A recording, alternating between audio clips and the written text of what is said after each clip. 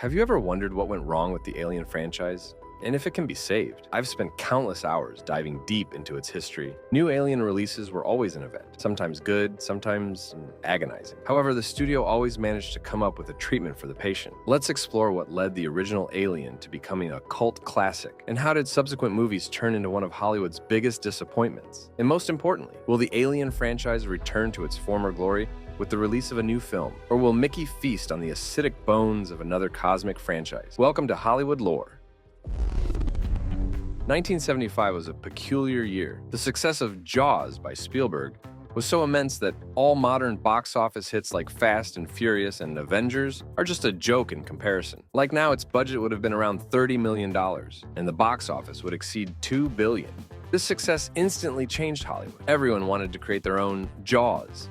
Several times a year, more movies about piranhas, barracudas, or other underwater killer bears were coming. A couple of these achieved some success, but none could compare to Jaws. In the late 70s, Dan O'Bannon and Ronald Shusett decided to launch a shark into space. One of the most famous movie franchises was born in 1979. At first, the studio wasn't sure about the budget and was jumping from $1 or $2 million to solid $9 million. The filmmakers even thought about inviting Harrison Ford to play Captain Dallas. The studio was ready to increase the budget for him, but the actor refused. Ford said he liked the script and the character, but didn't want to play a captain in 2 films straight. Star Wars has just been released. Finally, the budget was set to $5 million. But then, suddenly, Ridley Scott joined the project with a load of creative concepts and visionary ideas. The studio management was so impressed, it had no choice but to increase the budget. Many people involved in the first Alien production say the movie got as it is thanks to Ridley. If someone else had directed it, the film with the same script would have been complete trash. For instance, it was Scott who reduced the presence of the alien on screen to minimum. Also, the film almost lost the scene with the space jockey in the chair. The set was very expensive, especially for something that was planned to be used on screen only once, so the studio suggested getting rid of it. Ridley Scott and designer Rob Cobb confronted the studio, insisting that this episode would make a movie seem more expensive and grandiose, not just a typical horror B-movie. Alien still didn't make it to the big screen perfectly, however. That's only typical for the entire franchise, by the way. The test audience didn't like the first Ridley Scott version of the film much. They criticized the excessive brutality of the movie and also its length, which was over 3 hours.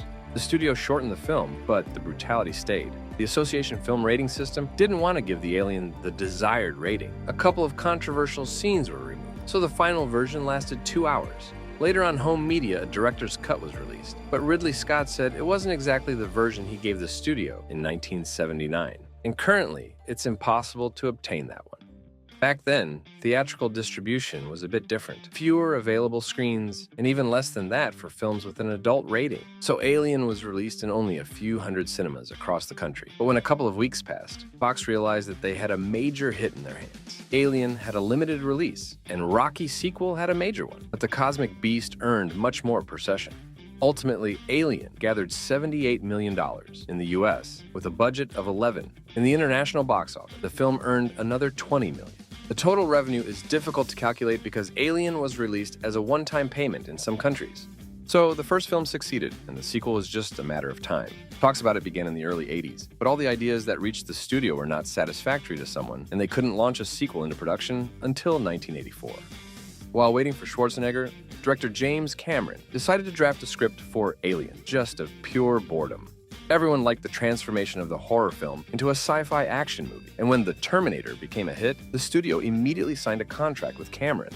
On the set of Aliens, it was the Cameron, the one that we all already know. Nowadays, a director like him working on a major studio movie would last 2 or 3 days before getting knocked out. But those were tough times. James Cameron is kinda a tyrant on set, and it's a well-known fact. Many Hollywood actors don't want to work with him, and some who have compare this experience with a nightmare. Cameron had a lot of fun with this one. Later in the next films, everyone tolerated his character, already knowing who James Cameron was. But during the filming of The Aliens, the director's name wasn't so huge. He did only the trash movie Piranha 2 and The Terminator. Due to circumstances, the second one was conquering the world pretty slowly. So some people from the crew decided to fight the young Cameron. The first to pack his stuff was cameraman Dick Bush, who was confident he knew better how to set up the lighting and how to shoot the actors. Cameron didn't understand why the cameraman of the Philadelphia experiment was so confident and immediately recommended him to get lost. Next to be fired was actor James Remar, who tried to convince Cameron he knew his character better. So the new cameraman was Adrian Biddle, and James Remar was replaced by Michael Biehn. Michael was already sure Cameron knew his character better, just like he did in The Terminator. James Cameron's assistant also followed the cameraman and James Remar. The guy was hired by the studio and thought Cameron yelled too much and acted impulsively. The new assistant didn't think so, or just wisely kept his opinion to himself. Frankly speaking, Cameron had problems with the entire crew. They made the movie in the UK, and almost all of them were British. It was irritating to see some unknown American as a sequel director, instead of the undeniably talented Englishman, Ridley Scott. Cameron's only previous work seemed trashy, and The Terminator had not yet reached the UK at that time.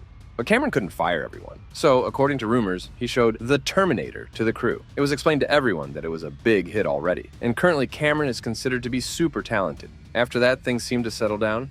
They say that one thing could have made the studio actually fire Cameron, though. That one thing is Sigourney Weaver. At first, the actress refused to participate in the sequel, but later agreed. She did that after reading James Cameron's script, which she really liked. But she changed some things, and Cameron swore to include her corrections in the film. The director was very lucky that most of the changes appeared in the second half of the filming process. So in a couple of months, it became clear that none of Weaver's revisions were included. The actress often complained about this, but Cameron said he knew better. Later, Weaver said she didn't make a big fuss, only because she liked the way Cameron worked. Maybe that's why the director later invited her to Avatar. The only people Cameron somewhat listened to were Bill Paxton and Lance Henriksen. Cameron allowed Paxton to improvise as much as he wanted, which led to some memorable phrases. Game over! The fuck are we gonna do now? Henriksen, on the other hand, introduced many of his ideas, such as the scene with the knife and Bill Paxton's hand. The unfinished movie was only shown to studio executives, and they liked it so much that they decided not to bother with the test audience. They didn't show the finished film as well, due to lack of time, as the final edits were made just a week before the American release. Aliens was one of the most anticipated films of the year. The movie immediately received 1,500 screens and beat everyone at the start. Even Jack Nicholson's film, released at the same time, suffered. Big Trouble in Little China suffered even more and failed eventually. There was no luck being released at the same time with Aliens. In the American box office, the film earned $85 million. International box office is unclear. Some say it's 45, 50 million, others say it's 90. But really, it doesn't matter. With a budget of 18 million, the success was very significant for R-rated film anyway. The third film reached the screens only 6 years later. The studio wanted it ASAP, but the production stuck. Dozens of directors could have taken on the project, from David Cronenberg to Rennie Harlin. The scripts were constantly rewritten. No one listened to the directors, so they quickly left. Even Ridley Scott could have returned, but he wanted to make a prequel to the first Alien. Scott believed it would be much more interesting to find out where the aliens came from. His idea was considered too expensive and declined. There was a moment when Alien almost crashed on a wooden planet. Monks living on this amazing planetoid were to be destroyed while sitting on wooden toilets. The alien itself could also have looked pretty unusual. Newcomer David Fincher joined the project. It is now commonly believed that the producers chose him because a newcomer is easier to control. Something went wrong. Having a script compiled from a bunch of previous versions and a director did not save the film from problems. Due to the chaos with the script, Fincher and the actors often shot scenes that were ordered to be deleted the next day because the script had already changed. Problems with the script were expected, but there were even more issues. Michael Biehn was ready to be in Alien 3, but 20th Century Fox approved a script in which his character died at the very beginning, so there was no place for Michael anymore. However, the studio wanted to show Michael's character corpse, over which Ripley would hysterically cry. Biehn wasn't needed. A doll that looked like him would have done the job perfectly. Michael Biehn didn't agree, and the studio decided to use photos of the actor instead. When the movie was completed, Biehn saw the trick and threatened to sue. Fox settled the matter by paying him a six-figure sum. It is believed that incidents like this contributed to the actor's career falling apart, but who knows? Alien 3 budget was pretty solid for its time, $50 million, but only the studio knows how much was actually spent over 6 years of production. According to rumors, about $30 million were spent on filming, and another $5 million went to Sigourney Weaver. The rest was wasted during all these years on screenwriter fees, building sets for films that were never made, and so on. Sometimes $60 or even $70 million are mentioned. Alien 3 spent over a year in post-production. The film was completely re-edited several times, as someone was always unhappy with the result. Finally, The movie hit the big screen in 1992. The start numbers were good and even surpassed the previous films. The xenomorph managed to beat Tom Cruise's new film far and away even, but the next weeks of the American box office weren't so great. Ultimately, David Fincher's film earned $159 million. That's a decent result for a $50 million movie, and even a better one for $35 million. However, if the budget was indeed 60 or 70, the result is less impressive. David Fincher left the project immediately after production. Fox repeatedly offered him to release a director's cut, and Fincher repeatedly refused. He explained it wouldn't be possible, even if he actually wanted to. The studio constantly interfered in the filming process and didn't let him shoot many scenes that he planned to. So now a director's cut would be possible only if reshooting the film from the very beginning. In interviews, David Fincher said, "No one hates Alien 3 more than he does. He gave 2 years of his life to the movie, only to experience 3 attempts to fire him and constant rejections of all his ideas." Naturally, Fincher's career should have drowned after this movie. Box office was worse than expected, and fans weren't happy with the film. But Fincher was saved. Sigourney Weaver, dissatisfied with the studio's actions, supported the director in all her interviews, stating it was the studio who destroyed the film, not Fincher, who had absolutely no freedom during shooting. Producer Arnold Kopelson also sided with Fincher. Arnold later offered Fincher to direct the thriller Seven, which became a major box office hit and put Fincher's career back on track. After such a thrashing from critics and viewers, no logic whatsoever was in making a 4th film. But on second thought, was it really? The franchise had consistent success on home media. Probably that's why there were so many versions of the movies, director's cuts, studio versions, and other super complete editions. More than that, the third Alien could have indeed cost $30 million. It doesn't look like a Jurassic Park budget film, even if you watch it with your eyes shut. So if it's true, the success is indeed significant, and the studio certainly knew this better than anyone. It's usually believed that a normal, adequate person, after stepping into crap once, would learn from it and won't step there again. Everyone learns from their mistakes, huh? But the truth is that this time things will surely be different. The crap situation won't happen again, as lightning doesn't strike the same place twice. So, Fox Studio chose this path. It created problems for itself and then bravely dealt with this mess. The situation was the same as with the third Alien, only a bit better. The script was changed multiple times, directors came and went away. Even David Cronenberg participated, but quickly changed his mind after feeling some unhealthy vibes. Later, he said he had never witnessed such pressure from a studio before. David quickly realized he wouldn't be allowed to even cough without permission from the studio, so he preferred to get lost. Sigourney Weaver constantly refused to be Ripley for the 4th time, but eventually agreed. In the interview, someone once asked what convinced her, and Weaver replied that the studio brought a truck of money right to her house. The truck contained $11 million, the highest fee in her career. Jean-Pierre Jeunet, who later made Amélie, became the director. Jeunet hadn't worked with Hollywood before and was curious. The script was written by Joss Whedon. He later remade Justice League, where his career most likely ended. Back then, Whedon was still a screenwriter, not a director. Whedon was very displeased with how his script was adapted. Specifically, he hated the pirates. Whedon later released the series Firefly. There he showed his vision of the pirates from Alien 4. Whedon claims that the script wasn't rewritten or altered, everything except the ending. But Whedon believes the characters were shown incorrectly in the movie. Some details were shown completely wrong, and some episodes were misleading. Jean-Pierre Jeunet said he tried to do everything correctly, but when he filmed it correctly, he received a call from the studio telling him that he was filming it incorrectly and needed to reshoot everything. Jeunet sometimes says he is proud of the 4th Alien, but after shooting it, he left Hollywood immediately and vowed never to work there again. According to the director, the pressure from the studio and producers in Hollywood exceeds all reasonable limits. It's believed the movie was harmed by the lack of budget. The studio tried to save money, and many expensive scenes were cut from the script. That's why they couldn't even build several different corridors on set. The money was enough to simulate just 2, and the actors walked back and forth there. Meanwhile, the film's budget was $75 million, and that's more than Independence Day had or The Matrix. Same with the third film, part of the money was spent on development, but on screen there is less money. This time, the audience wasn't waiting for Alien. At the start of the American release, it lost to Flubber with Robin Williams. Then, Scream 2 appeared, and Alien quickly drowned, earning only $47 million. But the international box office brought another $113 million, and that made Alien at least minimally profitable. It was decided not to proceed with the 5th Alien, despite the hint in the ending. All preparations were forgotten. Meanwhile, James Cameron got interested. At that time, the sophisticated audience thought Cameron was no longer a very talented director because he had made some snotty nonsense with some fruity boy. Nowadays, everyone admits Leo's talent, but after Titanic, you weren't supposed to say silly things like that. So, the news that something amazing could happen to Alien didn't cause any hype. Cameron wanted to be a producer and contribute to the script, while Ridley Scott was supposed to be a movie director. Ridley was eager to create something strong in the Alien universe, possibly even with Russell Crowe. Another talented actor, Arnold Schwarzenegger, was mentioned as well. And even Sigourney Weaver gave the green light. So in theory, all these pipes and the silent question in the actor's eyes, what would Jesus do, could have appeared back then. The studio wasn't against such a mind-blowing format until two specialists calculated how much this fund would cost, and that was around $160 million. For a film with an R rating, it is officially stated that a meeting was held at the studio, and two ideas were presented: Scott and Cameron's Alien for $160 million with an R rating, and another, cheaper version by Paul Anderson with a crossover for $60 million with a PG-13 rating. The crossover idea hung in the air for a long time. The game, released in 1999, did well, so the risks with Anderson's idea were much lower, and it was approved, and the two parts of Alien vs. Predator appeared.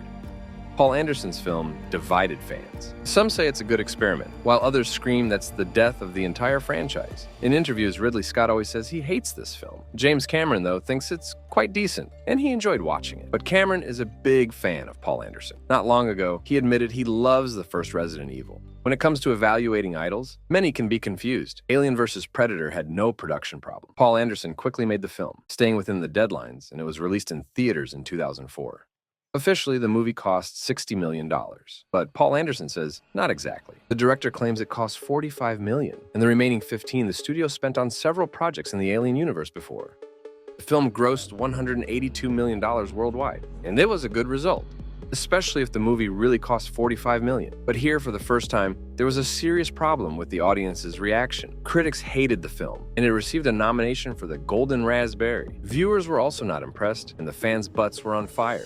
The studio decided to listen to critics and fans who wanted more action and an R rating. Fox officially announced that the sequel to Alien vs. Predator would be made, focusing on fan desire.